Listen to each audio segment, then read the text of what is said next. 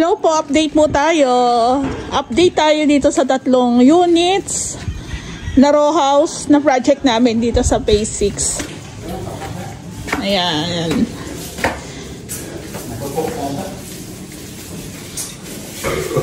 Ayan, merienda time kami. Dumaan po ako para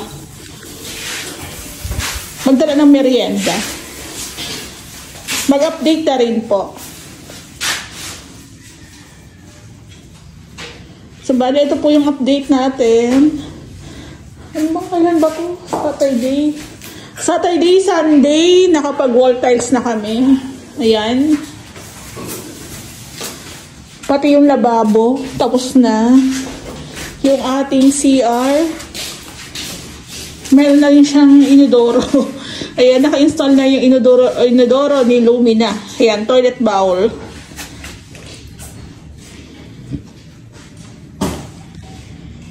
Ang ilaw po natin nandito sa baba, kaya hindi po natin siya ganong makita. Choice po ni ma'am na hindi muna magpalit ng toilet bowl. Actually, okay na okay pa talaga yung toilet bowl ni Lumina. Ang papalitan lang po dyan yung cover. Since meron naman na si ma'am. Ayun. So, meron na rin po tayo itong floor drain. So, yung ganitong install po namin is instruction po yan ni ma'am. Na yung loob na tiles dito sa niche is same po dito sa flooring. Tsaka po dito. Dito rin po same din po yung tiles. Tsaka dito po. Ayan. Ganda. Tapos yung sidings niya. So, bali ginitnaan po namin yan. Ayan po. Tapos dito, owning window na lang po yung ipapalagay ni ma'am. So, magbabawas pa tayo ng bahagya doon. Then, maglalagay din po tayo ng kisame. Ayan, okay na. Goods na goods na. Tapos na, kinis na rin po ito. Kasi si ma'am po, naging suggestion namin, magpa-customize na lang po siya ng aluminum door. Kasi nga po yung nabibili sa mga tile center, medyo hindi po ganong katibay. So, ito, nakabang na po tayo, bali, papasukatan na lang ni ma'am. So, bali, dito po pala is nakapag-install na po tayo ng PVC panels na plain lang po siya. Walang guhit. Ayan. Tapos, nakabang na rin po yung ating para sa ilaw. Pinlights na? Pinlight, tapos andun po yung kanilang tawag dito, exhaust fan.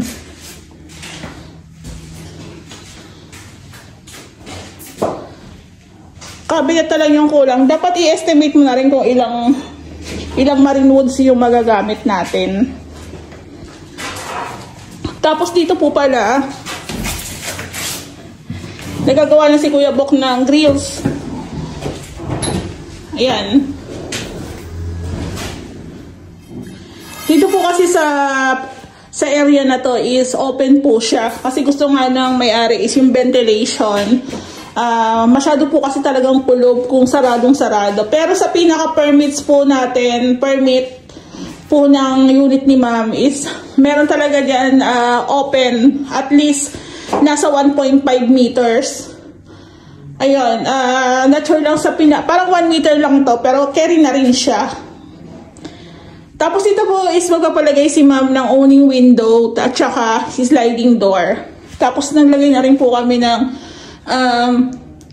anong tawag dito? Yung metal span drill. Ayan, kasama po yan sa compute. Tapos meron din po dun vent. Kasi doon na po namin papalabasin yung singaw nung exhaust fan. Dito na po yan. So, ito po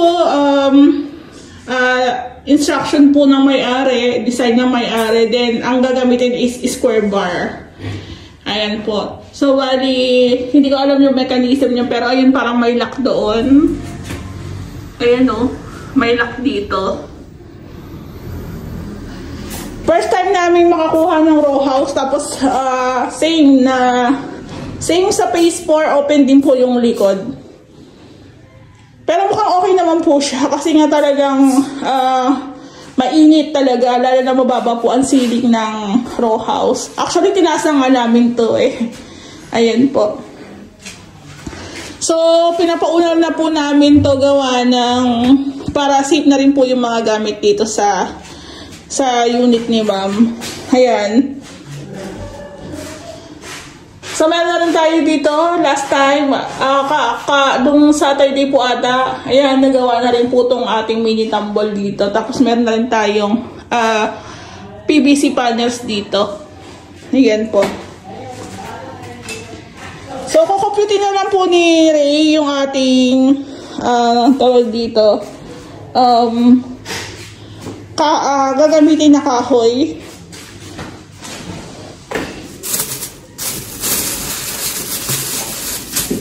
Langaw.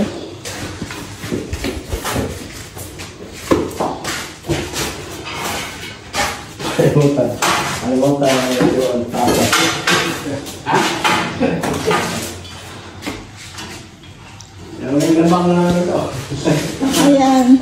Tapos,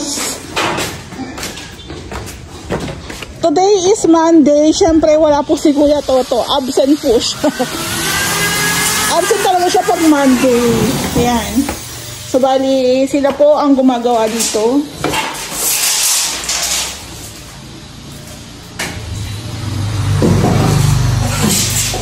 Ayan. Itong isang compo namin dito is matatapos na rin po siya.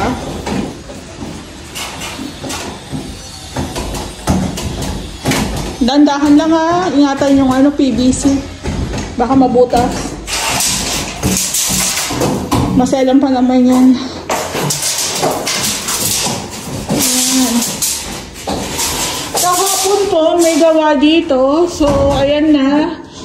Nalagyan na rin po dito ng metal span drill ni Kuya Limbal. Si Kuya Limbal po ata naglagay dyan.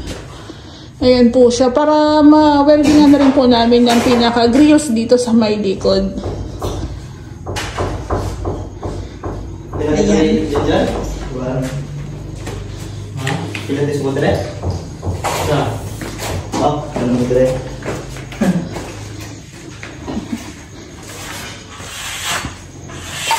So, sabi ko nga po sa inyo, kung halimbawa si Kuya Toto is hindi siya naka-absent ng isang buwan mahigit, siguro po napabilis po yung aming gawa. Kasi sa kanya po kasi talaga pinagawa ni Ray yung ating mga ceiling works. Ayan, meron pa tayo ditong tawag dito, Hardiplex. Ayan.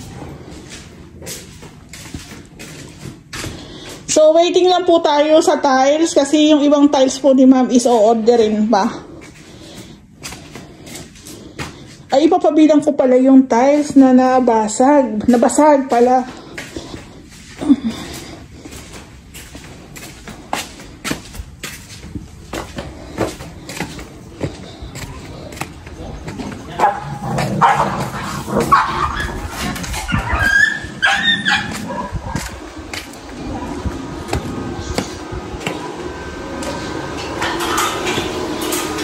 Sabi ni ma'am, yung tiles daw pa-check kung may mga basag.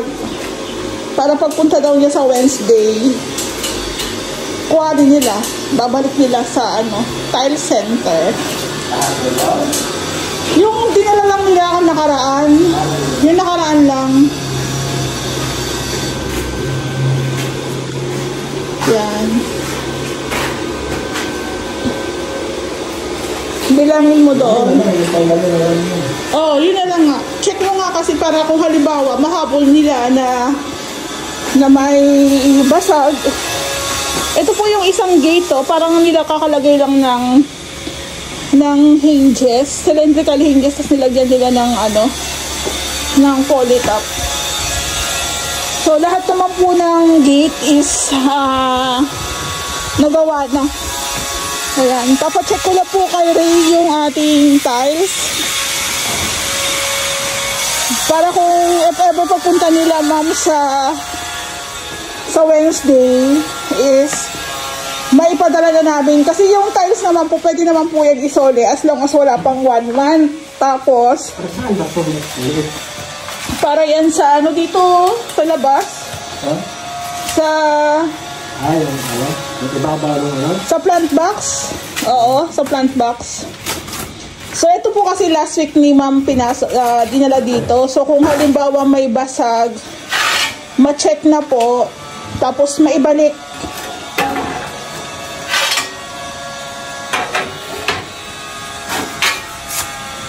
Actually, hassle po yung pagbabalik ng basag na tiles, lalo na kung wala kang service. Problema po namin ni Rhea nung nag-umpisa po kami before.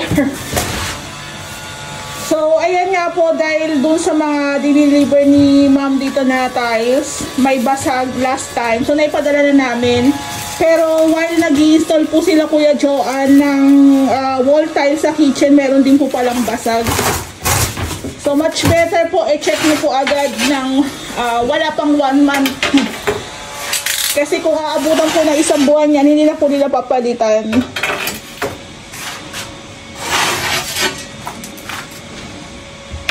Ayan o.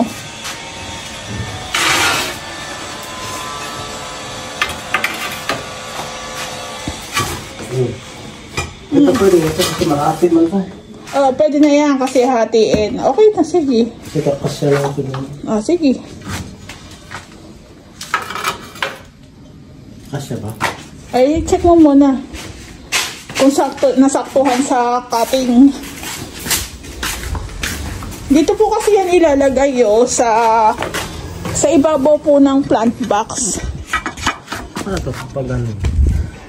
Parang pag ano siguro. Baka na pala po ganyan ah.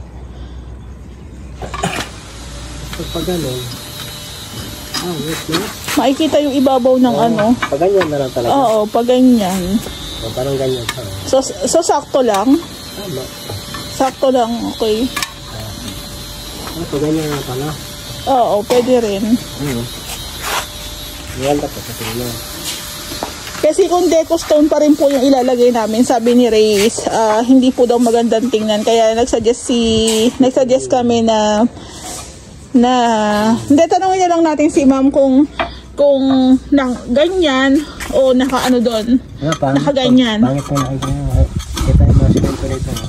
Okay. So, mas maganda nakapatong na lang. So, pisan si Ray pag hindi kasi magandang tingnan, nagsasuggest din talaga siya. Sinasabi rin niya talaga na pangit tingnan o hindi magandang tingnan. Ayan. Ito yung namin, wall tiles sa kitchen po na may basag. Ayan, ito woods yan. So, pabibili po kayo ng tiles. Tips po namin na tatlo na basag. I-check nyo po ng maigi para pwede nyo po siyang maibalik at pwede po siyang mapalitan. Ayan. Ayan po talaga is basag po talaga yan. Ayan po. So, pagdating naman po sa ideal na tiles na gagamitin, mas suggest namin na ceramic. Oo. Yun yung kulang na isang box sa bathroom. Ito lang. Ayan, check mo yan. Mas suggest po namin yung ceramic na glossy. Kasi kapit na kapit po daw ang ceramic. Ang purpose sa porcelain. Ayan yung gagamitin sa may laundry area naman. So, maganda rin yan. Parang ceramic yan, no? Ceramic. Kasi brown ang Ang ganda. Ayan, Sige, check mo lang.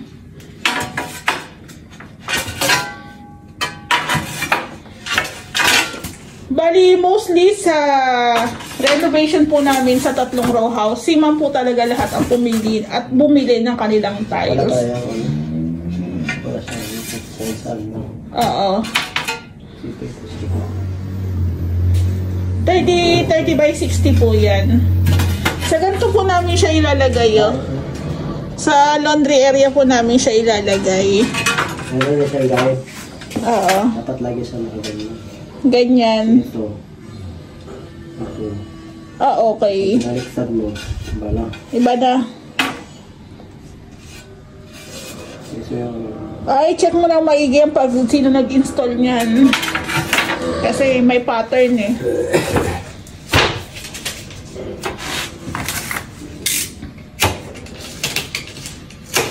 So, i-check nyo po yung binili nyong tiles. Mas maganda po i-check nyo rin po agad.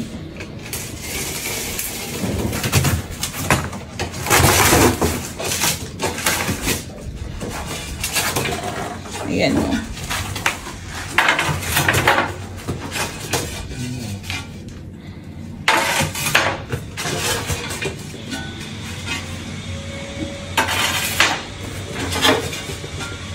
Ayun, nagleran siya. Ilagay mo dito. Ayan. Diyan mo ilagay. Ayan. Katulad po nito, the rest, okay. Pero pagdating dun sa pinakababa, basag. Ayan. Ang ganda po niya. Para siyang deco stone na tile.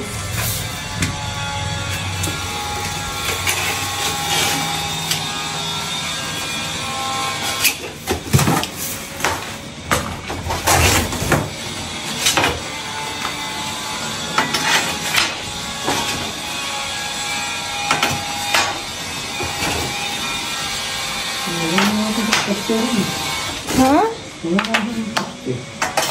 Oo nga.